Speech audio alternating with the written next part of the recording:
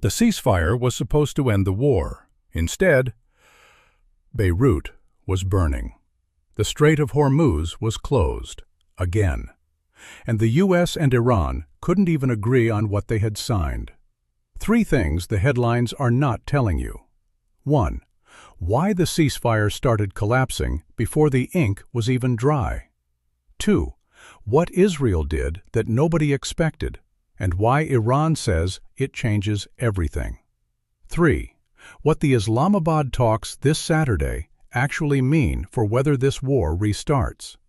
The last 2 minutes of this video is the part nobody in the media is talking about. For 40 days, the United States and Israel had been striking Iran from the air. Iran's supreme leader, dead.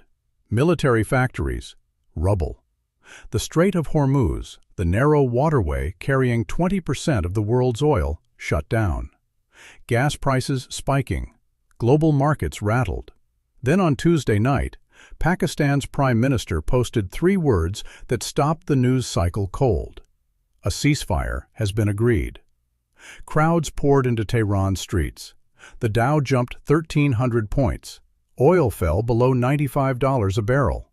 For about 12 hours, it looked like the war might actually be over. Here's what most people know. Here's what most people don't. The ceasefire was already breaking before the celebrations ended. And that's where this story gets interesting.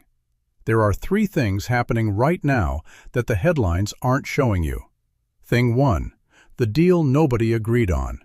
The moment the ceasefire was announced, 3 countries gave 3 completely different versions of what it said. Pakistan, the mediator who brokered the deal, said the ceasefire covered Lebanon.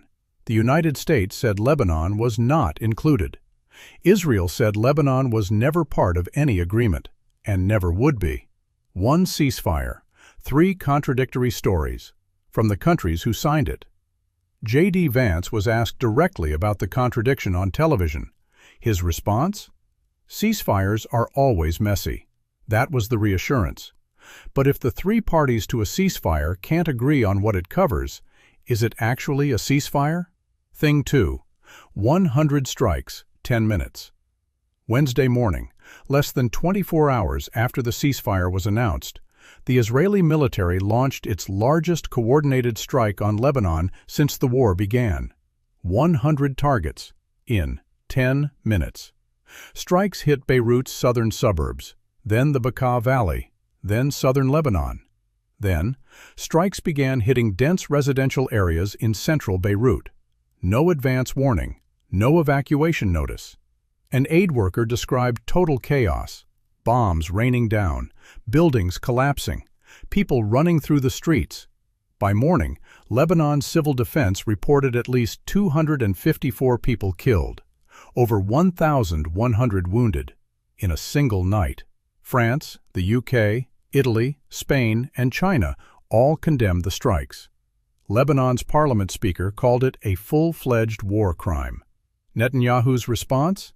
He said Israel had its finger on the trigger and was prepared to return to fighting Iran at any moment, because Iran was watching every one of those strikes, and Iran had a response ready. Thing 3. Iran recloses the door. Iran had agreed to one key condition as part of the ceasefire: reopen the Strait of Hormuz, the thing Trump had threatened to go to war over in the first place. Iran agreed to open it. The markets rallied. The world exhaled. Then Israel bombed Beirut 254 times. Within hours, Iran's Islamic Revolutionary Guard Corps announced the Strait of Hormuz was closed. Again. Iran's foreign minister made it plain.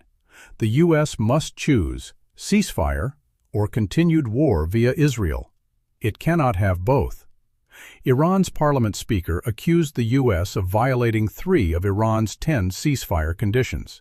Condition 1. Continued Israeli strikes on Lebanon, which Iran says was included in the deal. Condition 2. An alleged drone incursion into Iranian airspace after the ceasefire took effect. Condition 3. The U.S. publicly refusing to accept Iran's right to uranium enrichment. 1 ceasefire, 24 hours, 3 violations claimed, 254 dead in Beirut, One strait closed again. So what happens next? Based on everything we've seen, there are three possible outcomes. Outcome 1. The scenario the media expects. The Islamabad talks happen Saturday. Both sides are tired. The ceasefire holds, messily, while a longer deal gets negotiated. Lebanon gets pulled in. The strait stays open. The war ends not with a victory, but with exhaustion. Outcome 2. The one governments are quietly preparing for. The ceasefire was supposed to end the war. Instead, within 24 hours, Beirut was burning. The Strait of Hormuz was closed, again, and the U.S. and Iran couldn't even agree on what they had signed. In the next 10 minutes, I'm going to show you three things the headlines are not telling you. 1. Why the ceasefire started collapsing within hours of being announced. 2. What Israel did that nobody expected, and why Iran says it changes everything.